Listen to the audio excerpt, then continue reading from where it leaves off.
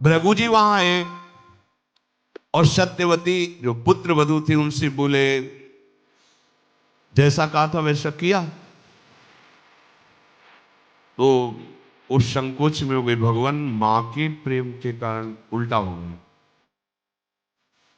तुम्हारी माता ने तुम्हें ठग लिया, तुम्हें हमारी आज्ञा का पालन करना चाहिए, माता की नहीं। अब यहां संकेत मिलता है कि जब किसी ऋषि सदगुरु महात्मा की आज्ञा हो तो उसे माता पिता की सलाह से नहीं, वो केवल उन्हीं से सलाह ले लीजिए। अगर संशय तो उन्हीं से पूछिए, किसी और से नहीं।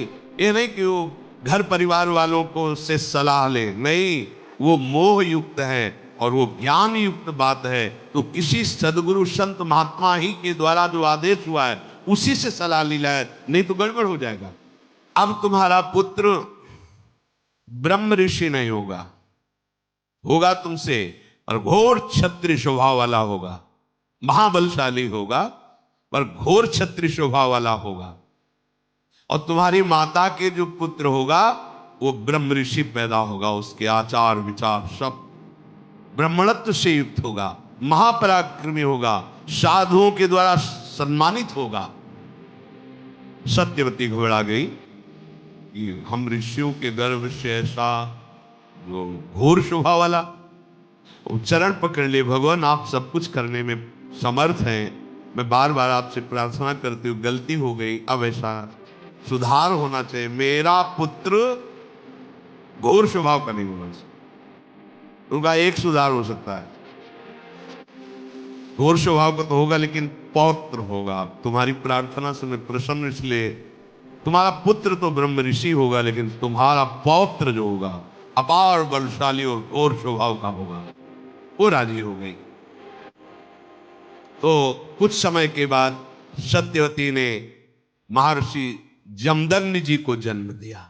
जमदग्नि जी, जमदग्नि जी बाल्यावस्था से ही तपस्या तेज, सबसे संपन्न और बिना पढ़े वेदों का ज्ञान, भगवान भृगु जी की आशीर्वाद से सूर्य के समान तेज जिनके मुख से प्रकट हो रहा है, ऐसे धनुर्वेद स्वयं प्रकट होकर उनको शिक्षा, धनुर्वेद प्रकट होकर शिक्षा दिए। महातपस्वी जमदग्नि जी वेदाध्ययन, तपस्या, शौच, संतोष, यम नियम, इनके पाल देवता भी आश्चर्यचकित हो गए, ऐसा जमदग्नि जी का साधन। जमदग्नि जी जब युवावस्था को प्राप्त हुए तो कैसे इस सृष्टि को आगे बढ़ाएं, तो उस समय के बहुत प्रसिद्ध धर्मात्मा राजा प्रसेन जी थे, उनके यहां गए और कहा कि मैंने सुना है तुम्हारी पुत्री का नाम रेणुका है और बहुत सुशील, व्रतधारी, संयमी है। मेरा नाम जमदग्नि है, मैं ऋषियों की परंपरा से युक्त हूं, तुम्हारी कन्या को मांगता हूं। मुनि ने जब ऐसा कहा तो आनंदित होकर चरणों में प्रणाम करके उन्होंने अपनी राजकुमारी रेणुका जी को जमदग्नि जी को दे दिया। अब राजकुमारी और एक ब्रह्म ऋषि एकदम अंतराय होता था, क्योंकि महलों में पली, महलों में बड़ी, और ये वलकल की लंगोटी और जंगल के कंदमूल फल खाना। राजकुमारी रेणुका भगवान के समान उनको पूछ करके कि हमारे प्रभु हैं, उनके साथ रहने लगी और तपस्या का अभ्यास करने लगी।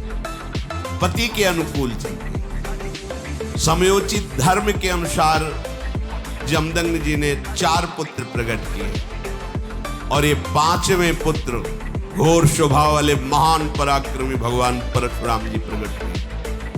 यद्यपि अवस्था में 5वें छोटे थे, लेकिन बल में और गुणों में सबसे बड़े चढ़े थे।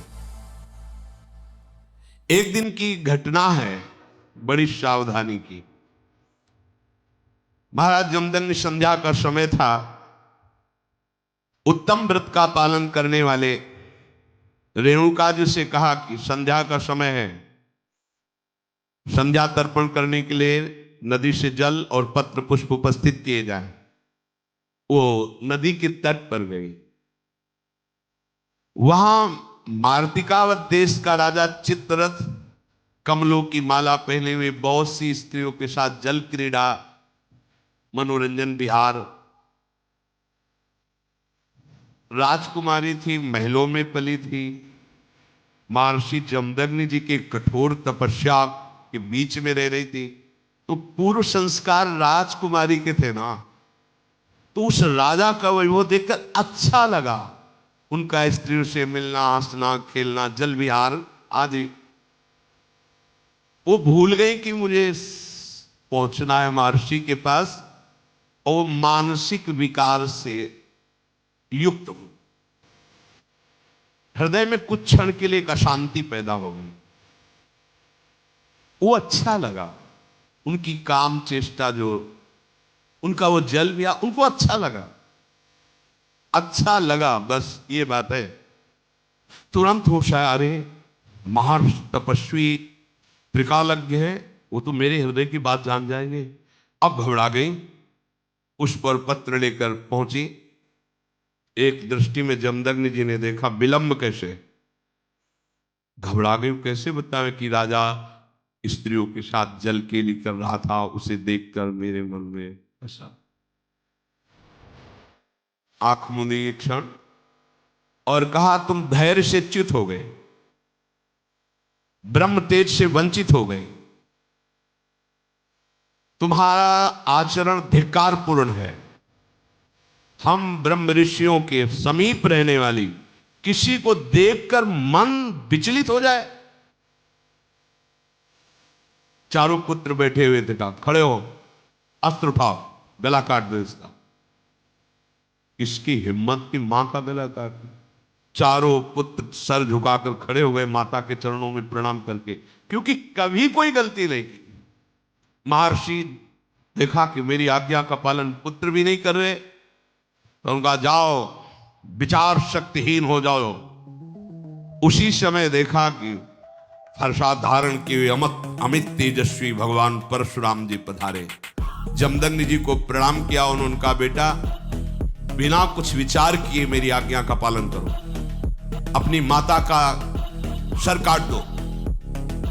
प्रणाम किया और तत्काल फरसे से सर काट दिया, माता का सर काट दिया। जब सर काट दिया तो उनका कोप शांत हुआ, प्रसन्न होकर बोले बेटा तुमने जो हमारी आज्ञा का पालन किया इससे मैं बहुत प्रसन्न हूं, कोई ऐसा नहीं कर सकता था, तुम ही हो कि पिता की आज्ञा का पालन किया, बोलो तुम्हारी क्या कामना है। तो उनका मेरी मां पुनः जीवित हो जाए और उनको कभी स्मृति भी ना आवे कि मैंने प्रहार किया था।